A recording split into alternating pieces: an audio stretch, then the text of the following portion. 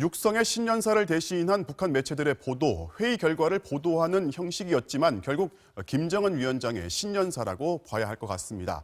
이 내용을 어떻게 해석할지 통일외교팀 이호찬 기자에게 질문을 더 해보겠습니다. 기자, 네. 내용을 보면 일단 강경해요. 네네. 자, 이걸 비핵화 협상의 중단 이렇게 봐야 합니까?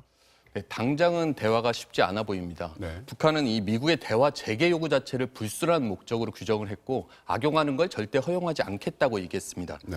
또 제재를 풀어달라고 목매지 않겠다. 제재 속에서 사는 걸 기정사실화했고 내부적 힘을 강화하자 이렇게 얘기하고 있습니다. 자력갱생으로 버티고 대화보다는 핵무력 증강 등의 행동에 나서겠다는 걸로 해석됩니다. 물론 이 대북 적대시 정책을 끝까지 추구한다면 비핵화는 없다. 이걸 거꾸로 해석하면 적대시 정책을 철회하면 협상 가능하다는 말이 되는데요.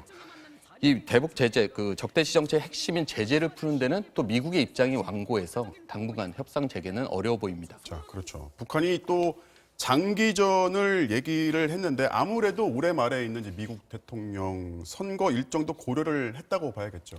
네, 미국의 대선 와중에 협상을 통해서 뭔가를 얻어내기는 쉽지 않다고 판단하고 있는 걸로 보입니다. 네.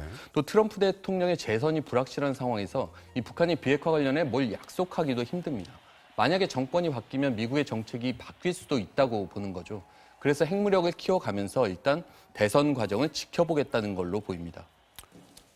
아까 주목해서 좀 봤던 문장이 핵실험 또 네. ICBM 시험 발사를 중단하겠다는 약속도 이제 근거가 없다 네. 이런 말을 했어요. 근데 이 근거가 없다는 표현 수위가 여러 해석이 가능하거든요. 네. 이게 당장 뭐 실험을 재개할 수 있다 이런 말로도 해석이 가능해요.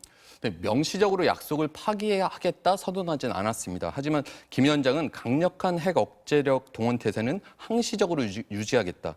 또 전략무기 개발을 중단 없이 줄기차게 진행해 나갈 거라고 말했습니다. 핵실험까지는 아니라 해도 ICBM 시험 발사 정도는 상황에 따라 진행될 수도 있어 보입니다. 오늘 보도를 보면 핵 억제력 강화의 폭과 깊이는 미국의 이후 입장에 따라 상향 조정될 것이라는 표현이 나오는데요. 여기서 상향 조정이라는 표현이 특이한데 북한 보도의 영문판을 보면 상향이 아니라 적절히 조정될 것이다 이렇게 돼 있습니다. 네. 핵실험 ICBM 시험 발사를 미국은 넘지 말아야 할 레드라인으로 보고 있는데 이것을 넘을지 말지는 미국에 달려 있다. 공을 넘길 걸로 보입니다. 네, 잘 들었습니다. 지금까지 통일외교팀 이호찬 기자였습니다.